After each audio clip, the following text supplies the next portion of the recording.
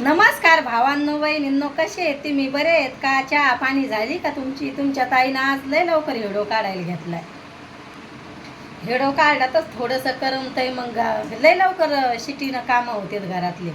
मग कामं झाले घरातले तर मग करमत नाही, काहीच नाही. लय लवकर का लय लवकर.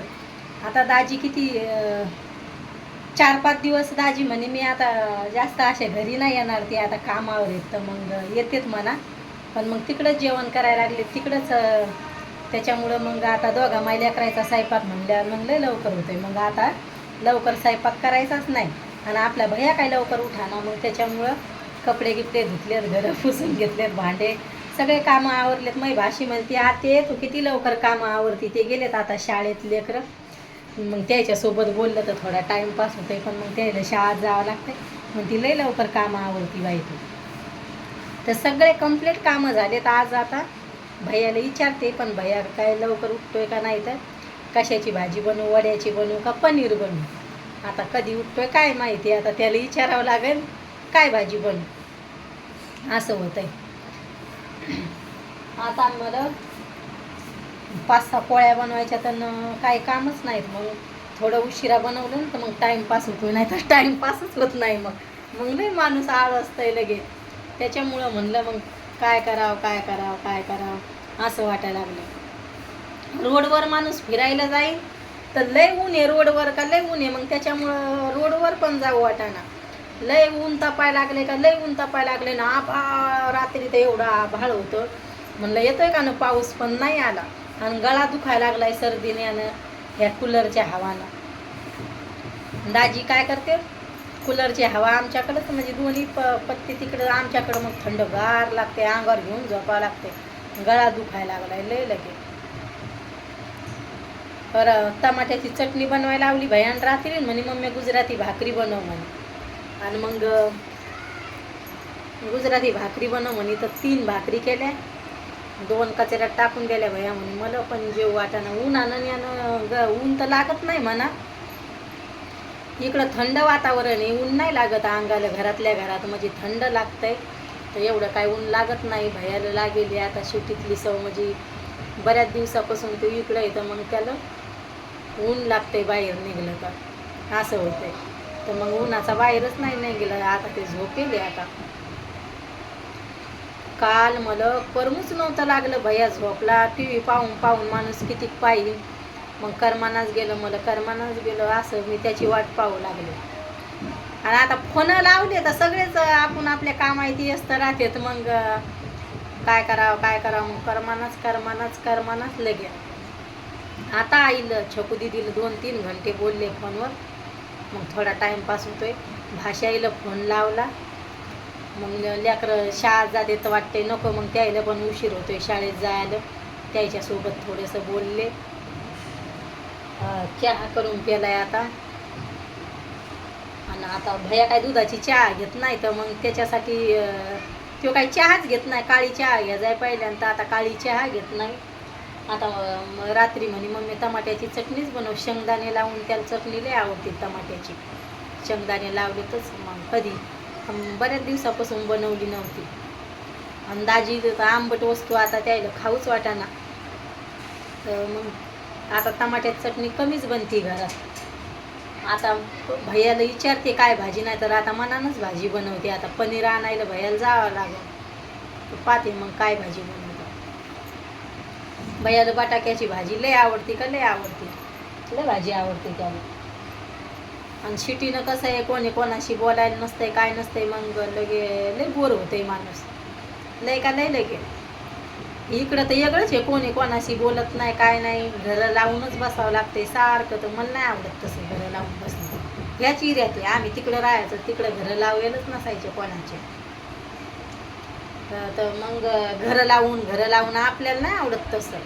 मोकळं आपल्याला, आपल्या केवढ्याला जागा असतात घरी, मोकळ्या मोकळ्या आपल्याला मोकळी सवय. आणि दाजीचं कसं आहे, दाजी हमेशा बाहेर राहतात कामावर, तर त्याचा टाईमपास होऊन जातोय. त्याला मित्रमंडळी किती येत लगे, सगळे ओळखीचे, सगळे त्याचे नातेवाईक इकडं सगळे त्यायचं, तर त्याला करमून जाते. मग कोणीच नाही इकडं, मग हे होऊन जाते. कधी कधी वाटतंय आपलं कोणी इकडं पाहिजे होतं, चुलत भाऊ कोणीच नाही सुरतलं. मग असं वाटतं कोणीतरी आपलं इकडं पाहिजे होतं, हक्काचं माणूस. आपल्या हक्काचे माणसं असली तर जर करमतंय, मन लागतंय. मग जेव्हा आपला भैया उठला तेव्हाच मग असं आपल्याला बोलायला भेटतंय. आणि आईला बोललं फोनवर तेवढं नाही, ते इकडं कोणाशी बोलत नाही, काय नाही. मुख्य माणसावानी लोक आहेत इकडं, कोणाशी बोलायचं नाही, काय नाही. मग आपल्याला हे होऊन जाते, ते घरात राहून भीन होतंय.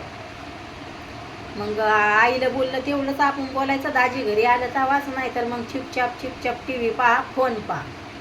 पण आपल्याला घरातल्या घरात सवय, आपल्याला काही वाटत नाही, कोणी बोलो ना बोलो, आपल्याला मोकळी म्हणजे आपल्याला काही वाटत नाही. कधीच आपला दिमाग तसा होऊन जाते, कोणासंग आपण गप्पा गोष्टी करावं. कधी आपलं मन आपण मध्येच बेचैन होऊन जाते. कसं होतंय काय माहिती. काल अख्खा दिवसभर मला करमत नव्हतं, तरी भैयाला म्हणलं, भैया मला असं काहून झालंय काय माहिती, म्हणलं मला आज करमू नाही राहिलं. आताच तसं होऊ राहिले, नाही तर मला काय नव्हतं वाटत, करमत नाही काय नाही, असं होऊन जाते. आणि उन्हाचं तर मग लय हे होऊन जाते बाई. बाजारला गेलं तर चट ऊन लागते अंगाला. आणि ते घरातल्या घरात सवय लागली तर चेहऱ्याला तर जास्तच लागते ऊन. तर मग आई म्हणते, ताई चेहरा बांधून जाय म्हणते, ती सवय होऊन जाते. शिटीत लय माणूस नाजूक होऊन जाते. थोडंसं चाललं पाय दुखतील, काही ना काही मग असं होऊन जाते.